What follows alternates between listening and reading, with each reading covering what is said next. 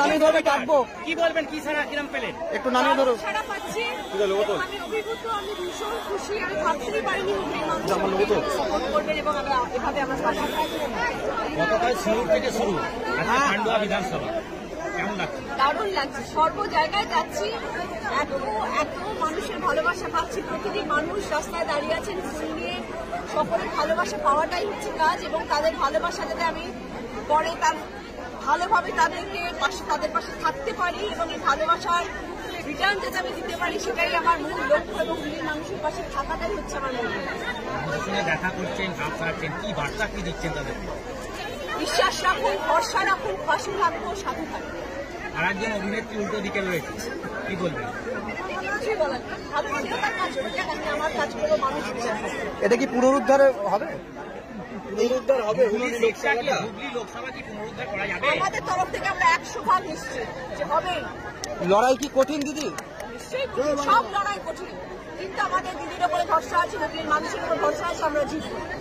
আপনি একজন সেলিব্রিটি আর একজন সেলিব্রিটি রয়েছে লকেট দিয়ে, এখানে কি মনে হচ্ছে বন্ধুর মধ্যে একবার হাড্ডাহাড্ডি লড়াই হবে? হচ্ছে তো, সবে কি হচ্ছে, শুরু হয়ে গেছে লড়াই। দুজনে একসঙ্গে দেখা হলে কি বলবেন? নমস্কার। আমরা এখন তো সবাইকে নমস্কার করছি, ওনাকে নমস্কারই করবো। 100 দিনে ভোট দেওয়ার আবেদন জানাবেন? ভোট দেওয়ার আবেদন জানাবেন? নিশ্চয়ই 100বার। 100 দিনের কাজের টাকা এখনো অনেক শ্রমিক পায়নি, সেটা দিদি দিচ্ছেন তো, দিদিটা দিচ্ছেন। কেন্দ্রীয় সরকার তো দেয়নি, শুধু বলেছেন দেবো দেবো দেবো, দিয়ে উঠতে পারলেন না। দিদি তো সব করছেন, সবই তো বাংলার মুখ্যমন্ত্রী করে যাচ্ছেন এবং যারা দেখিয়ে দিচ্ছেন প্রতিনিয়ত প্রতিদিন। তাহলে দিদির পাশে আমাদের থাকতেই হবে। মানুষ এখন বুদ্ধিমান, সবার সজাগ, সবাই এখন বিচক্ষণ। আজকালের মানুষকে এত বোকা বানানো সহজ নয়। সিএও চালু করেছে। সিএও চালু করেছে, আমাদের তার জন্য লড়ছে, আমাদের নেত্রী তার জন্য লড়ছে। দেখা যাক কি হয়। এই যে হুগলি লোকসভা কেন্দ্রে যিনি প্রার্থী হয়েছেন বিজেপি, তার নিজেদের দলের মধ্যে একে অপরের দিকে প্রতিদিন পোস্টার করছে, কি বলবেন? এটা কি আপনার আমার বিরোধী কখনই কোনো মন্তব্য নেই।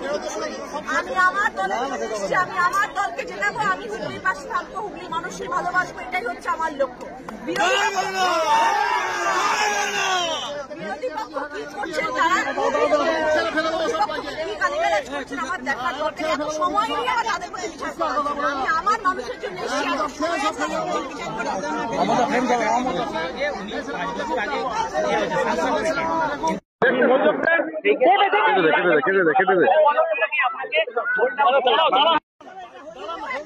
যখন তিনিও নতুন ছিলেন, তাকেও তো প্রার্থী করে বিজয়ী করা হয়েছে। আমি আজকে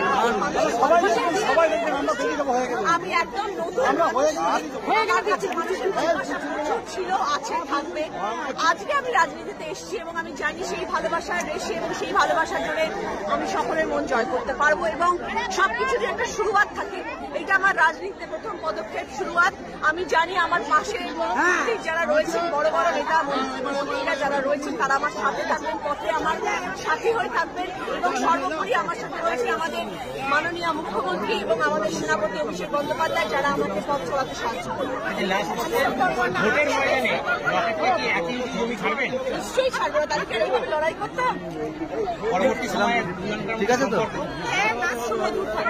আমি আমার কাজ করবো, সে তার কাজ করবে। দর্শক নির্ধারণ করবে কে বিজয়ী, কে ঠিকঠাক, কে ভালো কাজ করবে, কে হুগলির পাশে থাকবে। বিরোধী প্রার্থীকে কি বলবেন, কি বার্তা দেবেন? অনেক শুভেচ্ছা। Thank you.